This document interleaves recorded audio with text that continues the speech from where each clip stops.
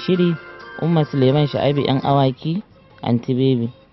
tare da mai taimaka min Hajiya Badiya Abubakar Nu. Hajiya Badiya Masu sauraron mu assalamu alaikum. to yan uwana mata ya muka same ku, ya kuma iyali,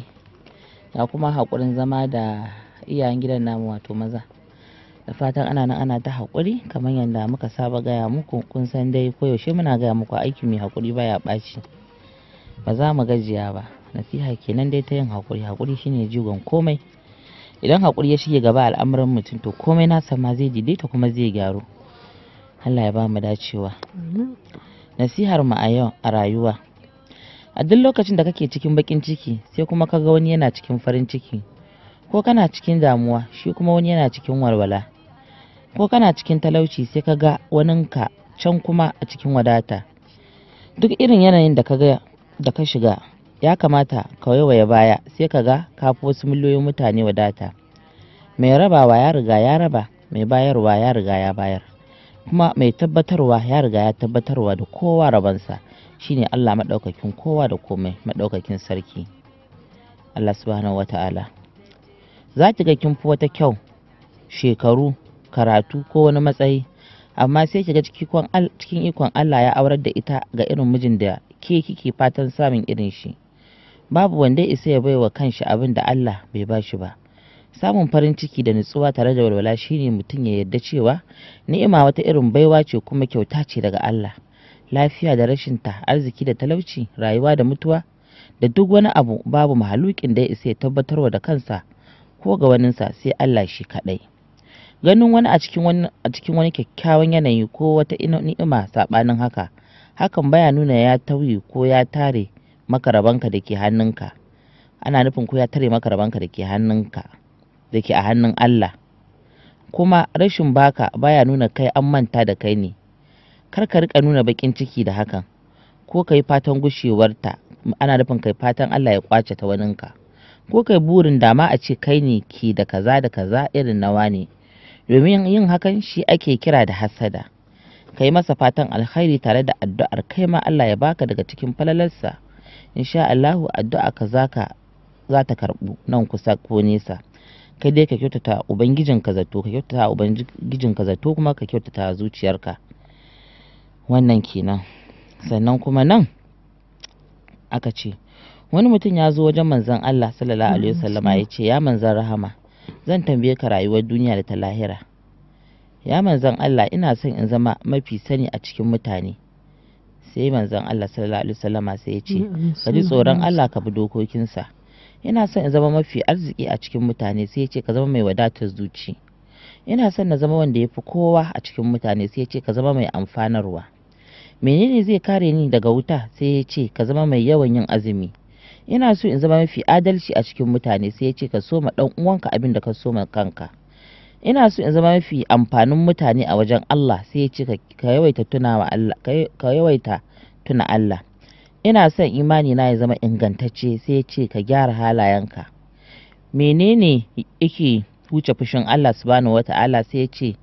ba da zakka a ɓoye da kyautata ma 'yan uwa. Wani zunubi ne ya fi muni a wajen Allah? Sai ya ce mummunan hali shine rowa.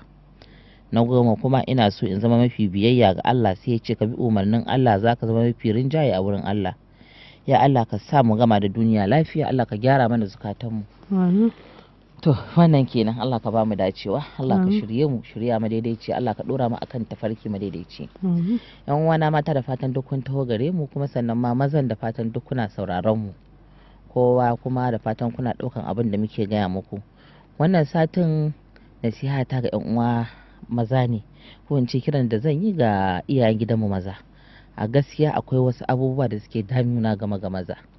Idan wani lokaci ina ɗaukan magana in buɗa ta in magana a kanta, idan na yi la'akari da irin saƙonnin da matan suke turowa,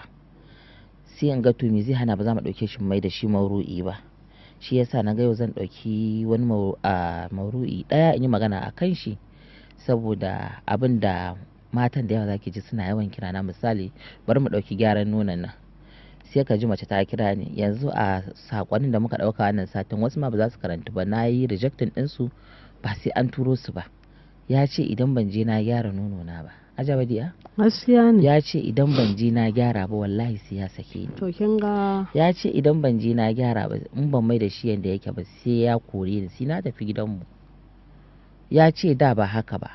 Ya ce me da me irin waɗannan matsalolin suna ci min to suna tayar min da hankali. dole ne. Saboda na san dai da sanda ka aure ta ba a hakan take ba. Gaskiya. Wataƙila tana iya yiwuwa sanda ka aure ta da ƙarfinta da ƙwarinta kuma halittarta bata lalace ta koma inda take a yanzu nan ba. Idan ma ta lalace 'ya'yanta ne suka sha suka lalata kuma 'ya'yanka kai su suka sha suka lalata ta koma haka. To kuma yanzu ka zo kana irin wannan. Sannan a yanzu a haka wannan satin ma akwai wani mai cewa wai ya ce zai bata mata idan bata je ta gyara fata ta yi kaushi da yawa ba. A cikin sakonninmu na wannan satin wai kaushi da yawa fata ta yi kaushi. Ya ce ta je wai lalle ta je ta gyara fata ta jikinta ya taushi ya santsi kuma ta rantse ta kuma rantsewa komai basilin baya sai mata. To idan bai ka daukin gyaran fata baya za a yi ta gyara. Kun ga wannan wani abu ne mai matsala mai matukar muhimmanci wanda muke kira a maza. A gun mata ba a hana mace gyara ba dama mace ita yar gwadare ce yar gwalli ce kuma yar gyara ce kuma da gyaran aka santa. Amma idan ka ga mace ka tana da matarka tana da matsala dole dan a zauna a ji daɗin zama kuma a fahimci juna kuma a zauna cikin nishaɗi da jin daɗi zaka gaya mata wanci da sanda na aure ki ko kuma sanda nake da ke ba haka na san ki ba. Da guri kaza a jikinki ko guri kaza naki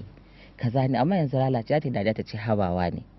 To ai ka duba kaga shekara kaza lokacin kaza ne da kaza yanzu ana girma. Kai da hama ta dan zole shi kai da kaza kake kaza kuma ka san ai ana gyara kamata yi ka zo mu gyara ko kuma ka kawo kuɗin gyara ko kuma ka je ka siyo min kaza da kaza domin in gyara. To wai amma yanzu sai a ce wai wallahi tallahi in baki gyara ba za ki ɓaci rai ko zan ƙara aure ko kuma sai dai ki tafi gidanku. Yanzu dan Allah dan annabi wannan adalci ne kuma abin da isa ne da wannan maganar abin da wannan za ta yi wasiƙa ta faɗa ta turo sako ta waya shi waccan za ta turo ta faɗa shi wannan za ta turo ta faɗa shi waccan za ta turo ta faɗa shi wannan za ta turo ta faɗa sai ku ga sako na kaman matan sun haɗa baki da lambobi kala daban-daban sai ka ga sako iri ɗaya kamar na gyaran maman nan sai ka ga sako iri ɗaya da wajen mutum 30 amma kuma kowanne kuma kusan duk magana iri ɗaya ce mazajen sun ce za su yi musu ba daidai ba wanda masu zuwa to kin gani akan irin wannan to ya za a yi sa su yi musu halitta suke so a yi ko kuma so suke aje su yi abin da za su je su samu da matsala ko ciwon kansa din nan dan shi matsalar gyaran nono nan yana da matsala idan baka bi shi ta yanda aka ce ko kuma baka bi shi ta matakin da ya dace ba kya je garin ki kyautata ko kuma garin neman gira ki rasa ido ki je ka samu ciwon kansaran mama ko ba haka ban ya jaba diya gaskiya ne to wai abin duba mamomi wata bai bata abinci ba ma fa yanda ya kamata to ina ta ga kuɗin ma da za ta je ta sai abin da za ta yi gyara kin ga abin dubawa ne wannan to kin gani to ni tashin hankalin da bacin ran da yake ban mamaki a'a a ce ki gyara din ma ba laifi bane to da me zan gyara ka san dai gyara ba a yin saka sai da kuɗi to zo mu je in ma ba ka da shi taimaka mata ai kina sana'a in kina yi ko a haɗa a rufa kai asiri a zauna a ji daɗin juna a'a ba za a yi ba sai dai a ce idan baki gyara ba zan sake ki ko zan kore ki gidanku to za a yi kishiya a rika yanzu a ringa in zaka kishiya wai hana ka auren ka je kai namiji mijin mace hudu ne ba mata da ta isa ta ce kan miji haka za ta koma in ma an yi mata mararin na kwana ɗaya kwana biyu ita ma za ta tsoka jikin ma zai koma haka ita ma yau da gobe wanda a gyara wanda ake tare da ita ma in dan wannan ne matsalar ka kai bukatar wannan din kake sai a bata gudunmawa ta gyara shi sai a ci gaba da zama to kun gani saboda haka maza masu irin wannan akwai wani abu da ya tafi min da hankali sosai hankali na ya tashi wannan sakon da ta turo shi da sunanta da komai amma abin yayi muni kuma ba zan ma karanta shi ba tana cewa a sakonta ita amarya aka yi mata mun karanta makamancin shi wancan sati biyu da aka yi mata amarya da ta tashi ranar da uwar amaryar ta kwana 7 ko bayan ta kwana 7 sai ya shiga ɗakin ta ya kwana 2 da ya shiga ɗakin ta ya kwana 2 matar kuma haihuwar ta 6 da cikin na 7 a jikinta ita uwar gidan da ya shiga ɗakin ta ya kwana 2 ɗakin amarya ya kwana 7 sai ya koma ɗakin uwar gida zai mata kwana 1 uwar gida fa mai kwana 6 sannan kuma da cikin na 7 da ya je zai kwana 2 dama kwana 2 za su ringa yi mai haihuwa 6 yana shiga ɗakin uwar gida mai haihuwa 6 wacce suka daɗe suka gogo aka ɗau shekaru ana zaune sai aka kwana 1 bayan kuma ta ce ba su taɓa matsala ba wani abu ba kuma ba alƙawarurrukan da bai mata ba suna zaune lafiya yana cewa ba zai wulaƙanta ta saboda amarya ba washe gari da safe ya kwana ɗaya a ɗakin amarya sai ya zo ya ce mata wai ta tafi gidansu ta je ta gyara. Ai shi bai san kwata-kwata da ba ma zaman aure yake ba sai yanzu. Ta ce me ya faru? Ai shi kwata-kwata bai san ma da shi kwata-kwata haka yake zaune a Bibai ba. Ta ce to me ya matsala ta? A ina matsalar take? Ya ce shi dai kawai ta je ta gyara kanta. Dan Allah wannan wani irin rashin adalci ne. Amarya ta zo ta kwana 7 an shiga ɗakin ki an kwana ɗaya an kora ki gidan ku an ce ki je ki gyara kanki. Me ya gyaran? Idan da matsala sai ka kira ta wance kaza da kaza da kaza. Me kuma sannan ke mai haihuwa 7 a haɗa ki da yarinya budurwa da aka auro? Idan ma wani saki na jikinki ya saki in wani abu ne to shikenan ke tunda kin yi ina ganin fa tunda yanzu kina da yaron ciki idan kika haihu sai mu kai ki sai in kai ki a dinki ai haihuwar nan ma ki dan huta da ita in ma wani abu ne ki zo ki gyara ke ma ki dan koma kaza da ya mata cikin hikima cikin rarrashi abin da ya kamata a yi shine wannan adalci yawwa to amma wai sai ya gaya mata haka kuma yanzu haka har yanzu ina jin matan nan tana gidansu dan ko shekaran jiya ta ce tana gidansu. Wannan ai ba a kyautu ba to me za ta je ta gyaro kuma lokaci guda kawai saboda kana son ta baka guri ku ci amarcin ku idan ma wani abu kake bukata sai ka kira wata to ko zaki dan kara min kwana ne ai ana yi in ta yadda idan kuma bata yadda ba ma har siyan kwanan nan yin sa ake ba abin da ba a yi duk shari'a ta halatta idan kuma duk ta ce bata yadda ba dole a bata haƙƙinta inda shari'a ta ce a raba kwanan a bata nata shikenan a zauna lafiya amma kaga wannan baka kyauta mata baka kuma Allah zai kama ka da haƙƙinta wannan bai yiwu ba da can da aka more ta aka ji daɗin ta jikin ya burge aka yi komai ba a ga wata matsala ba sai yanzu daga baya sai a zo a ce kuma wai jikinki wuri kaza ya lalace a je a gyara ko kuma wai ki tafi gidan ko kuma zan kore ki idan baki je kin gyara wai har fata jiki idan ba a je an gyara ta ba za a kora za a tafi gida ai wannan al'amarin gaskiya ni yana wannan shi yasa to na tara irin wa'annan sakonnin ne da yawan gaske shi yasa na ga ya kamata in yi kira ga mazan na ce zan zo in ɗauki mauru'i guda in yi a kansa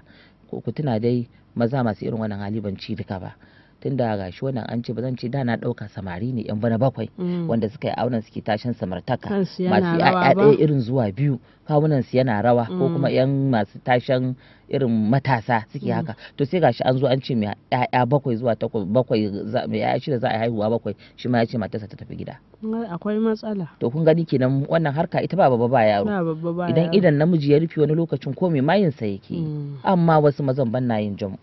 dan a mazajin akwai yan halal sosai akwai nagaru wanda idan kuka ji tarihin wasu mazan za ku san tabbacin daga duniya za a iya ci dan aljanna gaskiya rikon auren su zai kai su aljanna da kyautatawa da mutunta kuma in za su auri mata 10 ba sa wulakanta uwar gida kuma suna bata girmanta da kimarta kuma suna mutunta ta ya kamata duk abin da zaka kai dan Allah in ma ka ga wani bambanci ko ka ji wani abu a ranka ka danne shi a zuciyarka a fuskarka ko ta mu'amalarka da ita kakka yadda ka nuna mata kakka yadda ta gane cewar uwar amaryar nan ta fifita a gunka ko a zuciyarka in ma hakan ne a zuciyarka ka danne ai dama dole a zuciyarka zaka san wacce ta fa a tsakaninku ta kowane bangare amma ka bar wannan a tsakanin zuciyarka kuma amma ka tashi kyautatawa duk su biyan ka kyautata musu tare komai za ka kai musu tare kakka bambanta su idan da tausayi da tuna baya da alkawari da imani da mutunci in aka tuno baya sai a ga to sai hankalinka ma ya tashi ka ringa tunanin to me ya kamata in mata domin in gana mai da ita kamar da ko kuma domin in gana taimaka mata na inganta mata ita ma jikin nata abubuwan da ta rasa sun daddawo in wani ne sai ya je ya ringa tunani yana me ya kamata in yi kaza